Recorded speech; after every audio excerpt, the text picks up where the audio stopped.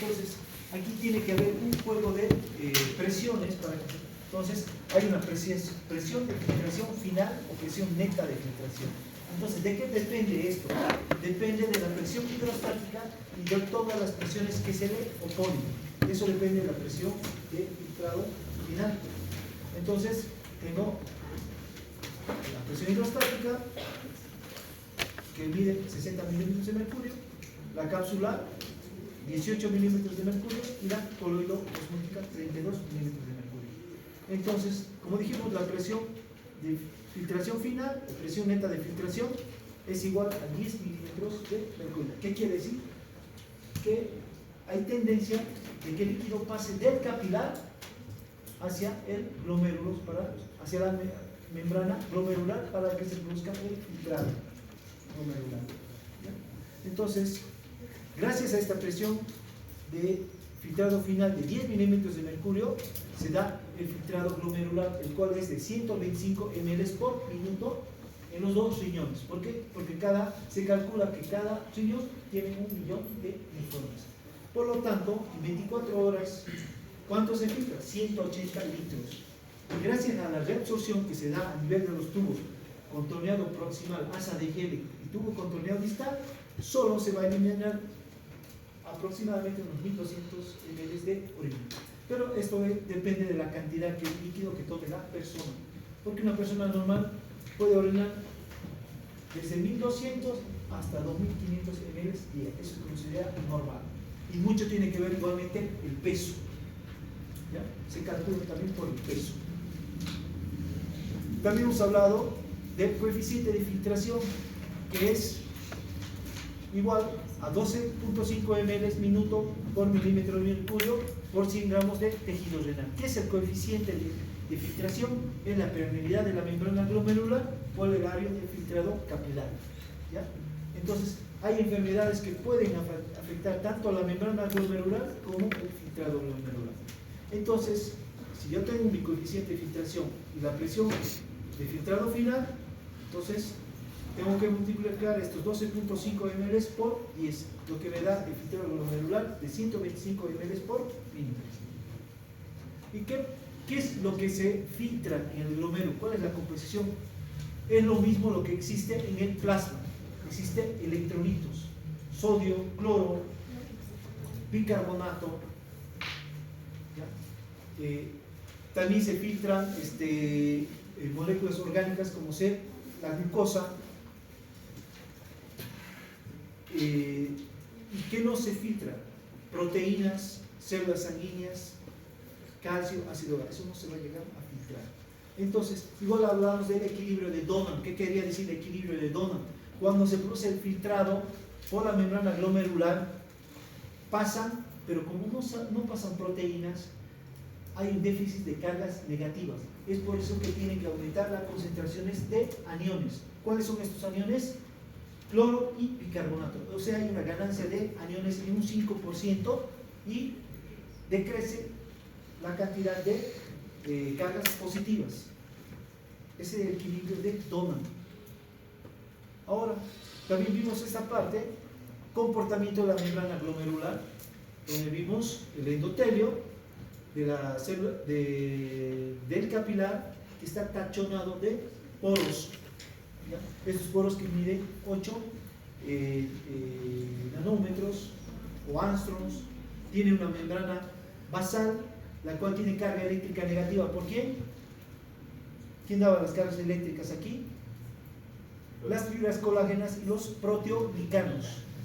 Y por último tengo estas células epiteliales, que son los podocitos, ¿ya? Que tienen como unos poros, unas membranas pequeñas que igual tienen un proceso de filtración.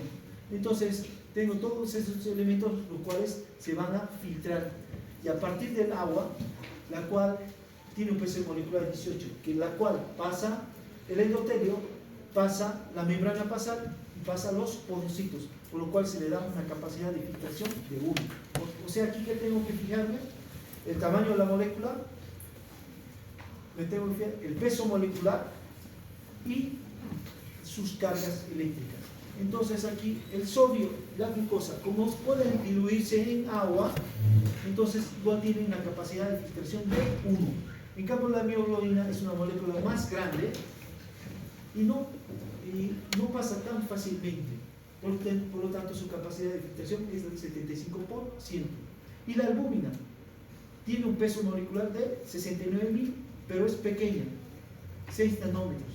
Pero esta no pasa. Maite, ¿por qué no pasaba la albúmina? Y se quedaba en el plasma y no se ultrafiltra para formar parte de la orina. ¿Cuál era la causa aquí?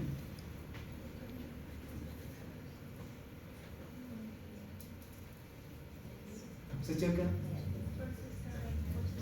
Carga eléctrica. ¿Qué tienen que ver las cargas eléctricas negativas?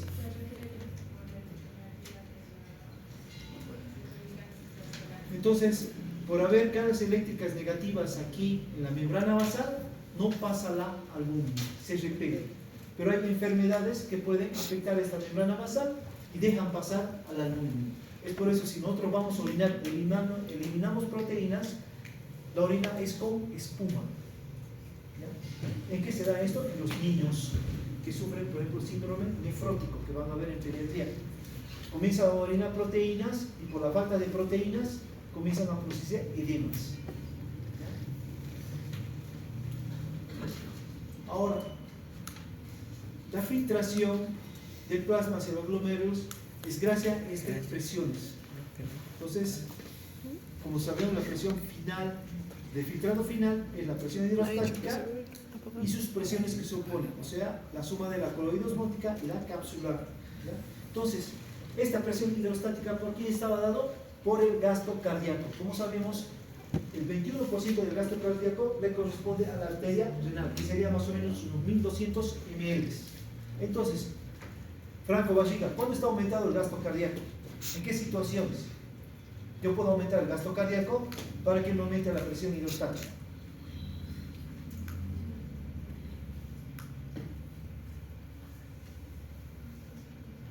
¿No? ¿Cuándo disminuye entonces? Eso hemos visto en fisiología cardiovascular. Por ejemplo, si usted tiene un paciente accidentado, le toma la presión y sabe que está hipotenso, usted sabe que el gasto cardíaco está disminuido. Y a base de eso usted va a hacer un tratamiento para subir ese gasto cardíaco. ¿Cómo lo haría? ¿Qué tendría que aumentar? Es por eso que yo agarro y le coloco suero al paciente.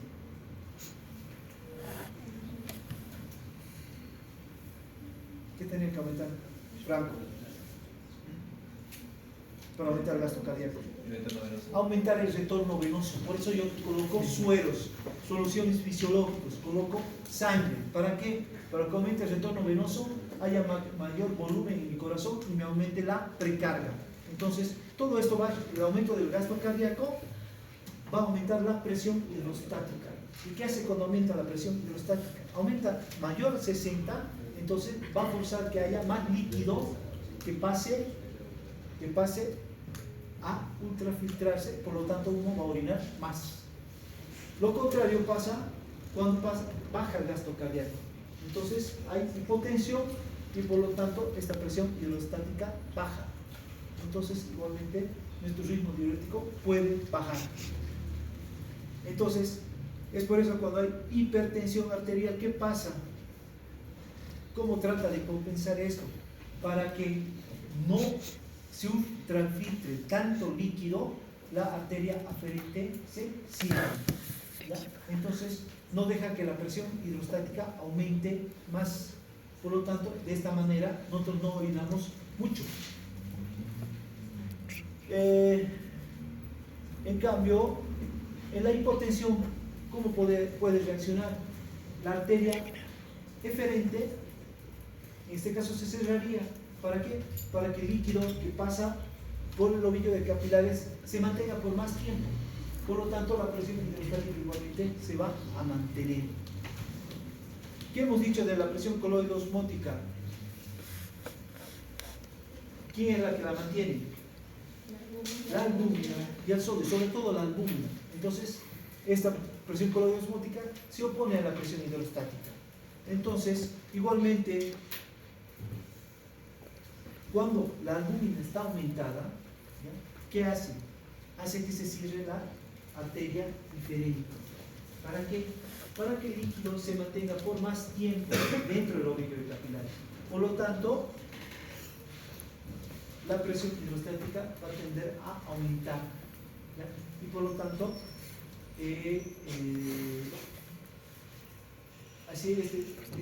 por esto se estabiliza la presión hidrostática y bueno, igualmente se mantendría el ritmo diurético.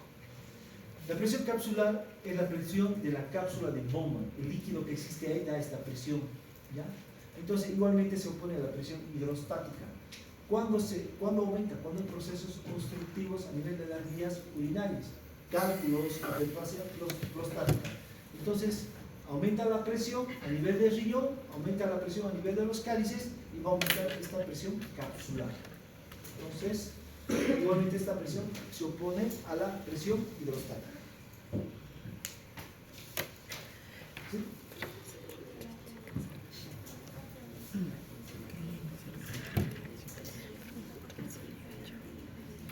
Porque las arterias actúan diferentemente si hay hipertensión o hay hipotensión. Hipertensión, la arteria eferente se produce una vasoconstricción, ¿Para qué? Para que no haya mayor presión a nivel del ovillo, de los capilares, la presión hidrostática no aumenta. En cambio, cuando hay hipotensión, hay una vasodilatación de la arteria eferente y una vasoconstricción sobre la eferente. ¿Para qué? Para que el líquido esté por más tiempo aquí, a nivel, o sea, se produce aquí una vasoconstricción, pero una vasodilatación y aquí una vasoconstricción. ¿Para qué? Para que el líquido que esté aquí se mantenga por más tiempo y así se asegura que se ultrafiltre el plasma.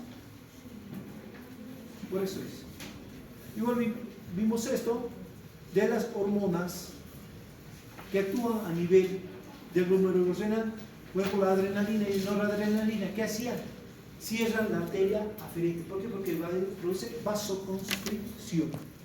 En cambio, estas sustancias autocoides, que son sustancias locales, como el óxido nítrico, producía vasodilatación, la endotelina, vasoconstricción, las prostaglandinas igualmente producían vasoconstricción, lo mismo que la angiotensina, produce vasoconstricción. Es la manera de cómo actúa. Ahora, sobre el reflejo del filtrado glomerular, vimos dos. Uno es el reflejo tubular glomerular y otro el reflejo miógeno. Todo este filtrado glomerular depende de la presión arterial media, ¿ya? Entonces, por ejemplo, si esta presión arterial media, que más o menos es normal entre 80 y 90 milímetros de mercurio, y baja por debajo de 70, estaríamos hablando de una hipotensión. Entonces, va a reaccionar de maneras difíciles. Cuando hay una hipotensión, entonces hay menor cantidad de líquido que se va a filtrar. Entonces, ¿quién detecta esto? Es la mácula densa. ¿Por qué? Porque la mácula densa es un osmoreceptor que detecta la falta de sodio. Y cuando se detecta esta falta de sodio, ¿qué hace primeramente? Pasan dos cosas. Uno, apertura de la arteria aferente y cierre de la arteria eferente. O sea, vasoconstricción a nivel de la arteria aferente, vasodilatación en la arteria aferente y vasoconstricción en la eferente. ¿Para qué? Para que el líquido que circula por el ovillo de los capilares asegure una ultrafiltración del plasma. ¿Ya? ¿Qué más pasa?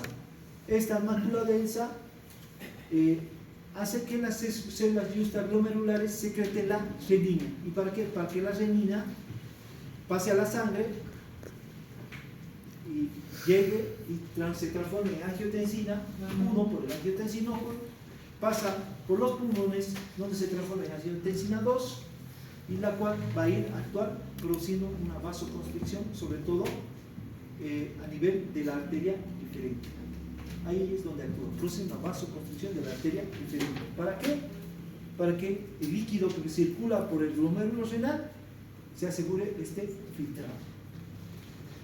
Otro era el reflejo miógeno, pero es una teoría, ¿ya? Entonces, ¿qué pasaba aquí? En caso de hipertensión arterial, busca disminuir, o sea, produce una contracción de la arteria eferente para que disminuya la presión hidrostática. ¿Cómo lo hacía? La hipertensión decía que hacía que migre el calcio, ¿ya?, sobre la calmomodulina y produzca una vasoconstricción sobre la arteria eferente. Pero creo que esto se ha quedado como teoría.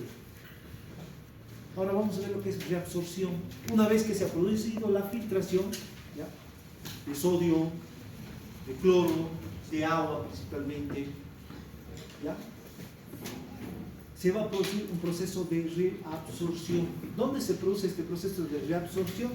Se produce a nivel del tubo contorneado proximal, que es el más importante. ¿Por qué? Porque aquí se reabsorbe casi entre el 65 al 70%, por ejemplo, de sodio. Se reabsorbe el 90% de agua, ¿ya? Luego también la reabsorción se da a lugar en el asa de Henle, tanto en la rama descendente como en la rama ascendente. Igualmente a nivel del túbulo contorneado distal, pero aquí depende de las hormonas. Vamos a ver cuáles. Entonces vamos a hacer un estudio microscópico del sistema tubular. En este caso, el tubo contorneado proximal. ¿Qué características tiene el tubo contorneado proximal? Porque es el más importante para que se realice la reabsorción. O sea, todo lo que se filtra, agua, electrolitos, se tiene que reabsorber. Entonces, ¿por qué se produce esta reabsorción? Porque son células muy metabólicas. Y si hablo de células muy metabólicas, ¿a qué me refiero, Yamil? ¿De qué depende el metabolismo de las células? ¿Qué organismos citoplasmáticos me asegura el metabolismo? O sea, la producción de energía. O sea, se caracteriza por tener gran cantidad de mitocondrias, estas células tubulares. Tiene gran cantidad, entonces hay gran producción de ATP. Sus características que tiene un borde, aquí tengo la parte tubular, el lumen, o sea, donde está la orina, y aquí es la parte vascular, donde están los capilares. En la parte en el lumen, donde está la orina, se caracteriza por tener un borde en cepillo, o también conocido como borde apical. Entonces, estas microvellosidades que tiene aquí amplía la superficie de absorción, ¿ya? Entonces tiene esta gran característica. Aparte, luego tiene un borde basal que está al lado opuesto, en comunicación con los vasos sanguíneos. Entonces, gracias de aquí, de este borde basal que vemos aquí, va a pasar hacia el intersticio y a los capilares para recuperarse los electrolitos. Y tiene un borde lateral, ¿ya?, igualmente, que está en contacto una célula tubular con otra, ¿ya? Entonces, gracias a estas características que presentan estas células tubulares, sobre todo el tubo contorneado proximal, es que se puede reabsorber hasta el 65% de los electrolitos. ¿De qué electrolitos estoy hablando? Principalmente del sodio.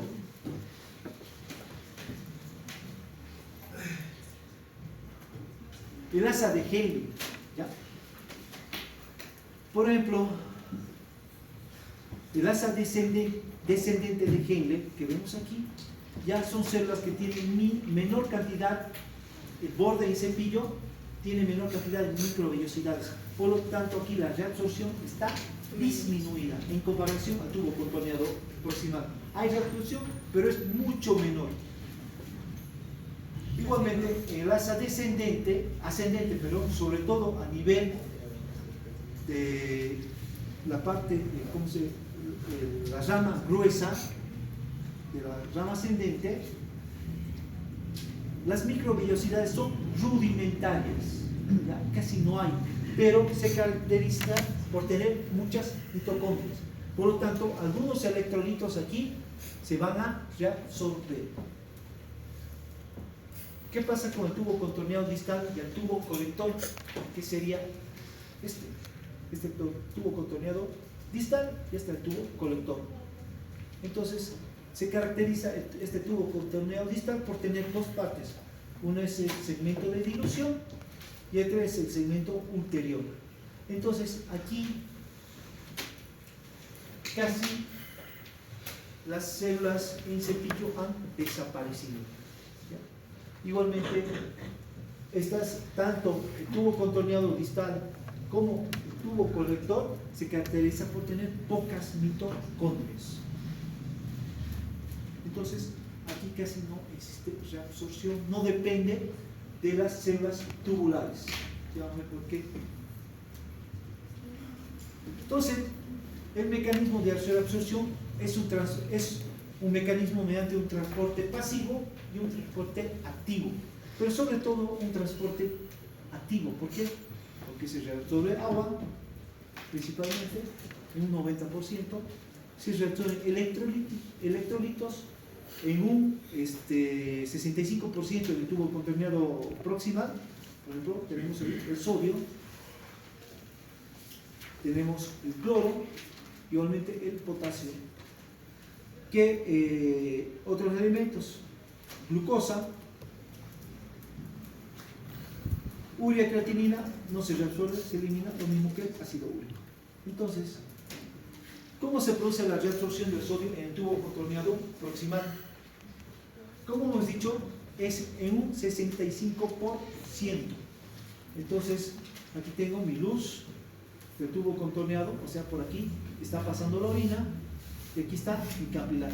O sea, este sería mi borde de cepillo, mi borde basal y mi cara lateral o borde lateral, si quiero. Entonces, aquí como vemos, el sodio está ingresando dentro de la célula. Entonces, para que ingrese el sodio dentro de la célula tubular, necesita de una proteína transportadora. Entonces, gracias a esta proteína transportadora, el sodio puede ingresar dentro de la célula. Una vez dentro de la célula tubular, ¿ya? Esta célula se caracteriza por tener gran producción por tener gran cantidad de mitocondrias. Entonces, ¿qué hacen estas mitocondrias? Producen la ATPasa. Entonces, esta ATPasa actúa en la bomba de sodio y potasio. Por lo tanto, el sodio va a pasar rápidamente al espacio intersticial para luego llegar a la luz capilar. De esta manera se recupera el sodio que ha sido filtrado. ¿Ya? Entonces, ¿qué pasa luego? Este sodio que pasa rápidamente de la célula tubular hacia los capilares, entonces escapa tan rápidamente, ¿ya?, que el sodio se agota rápido. Entonces va a comenzar a pasar nuevamente el sodio por diferencia de concentración. ¿Cómo es, Daniela, la diferencia de concentración? ¿Cómo pasa los electrolitos por diferencia de concentración? ¿Es un transporte pasivo o activo? Por eso hemos dicho que la reabsorción puede ser pasiva o activa. ¿Cómo sería, Daniela? ¿Qué es transporte pasivo por diferencia de concentración? Camila, ¿te acuerdas?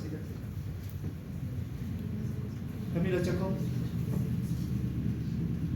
Es por eso que era importante la primera competencia, los primeros temas que hemos llevado. Energía.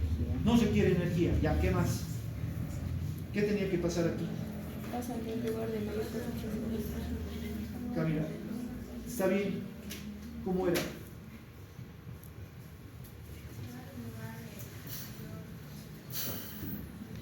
¿Y dónde va a haber mayor concentración? ¿En el túbulo o en la célula? En este caso, como había escape al lado capilar, hay mayor concentración aquí en el túbulo, ¿ya? Por eso pasa de un lugar de mayor concentración a uno de menor concentración, ¿ya? ¿Qué pasa? Igualmente, hay un transporte pasivo por diferencia de cargas eléctricas. Como ha fugado el sodio rápidamente hacia los capilares, entonces la célula se vuelve más negativa, más o menos menos 70 milivoltios. Y a nivel tubular, a la luz del tubo contorneado proximal, tiene una carga eléctrica de menos 3 milivoltios. Entonces, pasa de un lugar positivo a uno negativo. ¿Ya? Entonces, igualmente, el sodio va a ingresar por diferencia de cargas eléctricas dentro de la célula tubular. ¿Necesita energía? No necesita energía. Por eso es un transporte pasivo. ¿Qué más aquí? ¿Qué vemos? ¿El cloro qué cargas tiene? ¿Positiva o negativa? Negativa. Negativa. Por lo tanto, el cloro aquí en tubo contenido proximal igualmente es arrastrado por el... ¿Por qué? Por el sodio. ¿Ya? El sodio igualmente que va a arrastrar agua. Siempre arrastra agua. Por lo tanto, aquí también se está produciendo la reabsorción del agua. Se reabsorbe agua, se reabsorbe cloro. ¿Ya?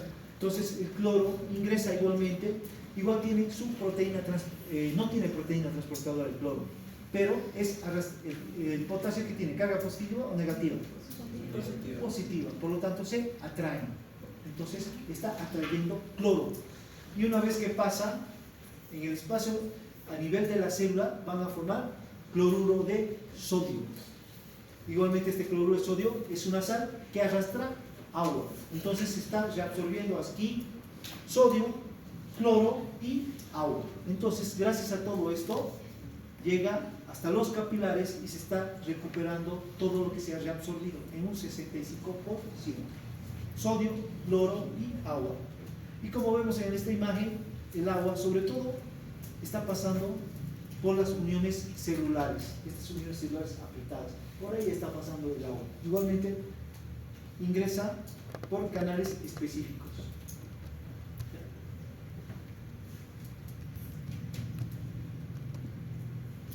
Reabsorción de sodio en la rama delgada de Henle, en esta parte. ¿Qué características tenía esta asa?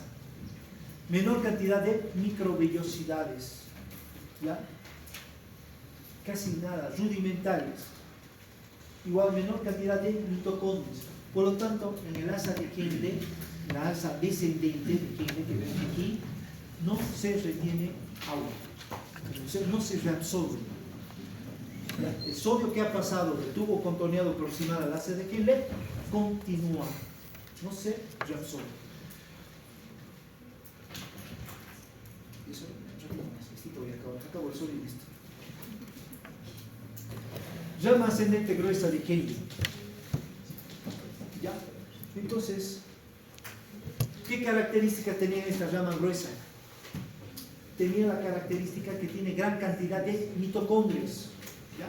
Entonces, al tener gran cantidad de mitocondrias, se produce energía, se produce ATP, por lo tanto, aquí, como vemos, el sodio pasa por transporte activo. Entonces, hay ingreso de sodio y el sodio va a pasar a nivel de los capilares por la bomba de sodio y potasio. Y el potasio ingresa dentro de las células. En el tubo contorneado distal, estas células tubulares tienen casi nada de mitocondrias. Las células, las microvellosidades de las células de cepillo casi han desaparecido, son rudimentarias. Entonces, para que haya reabsorción del sodio, depende de la aldosterona. Entonces, aquí si hay producción de aldosterona, va a existir reabsorción de sodio. Y como ustedes saben, se reabsorbe sodio y se secreta potasio. Igualmente, entonces, quedaremos aquí. Ya vemos lo que falta. Agua, potasio, bicarbonato es lo que nos falta de la reabsorción. Ya vamos a pasar a la secreción. Bueno, nos vemos el día martes. Y no se olviden que el día miércoles es su examen. Vayan a estudiar.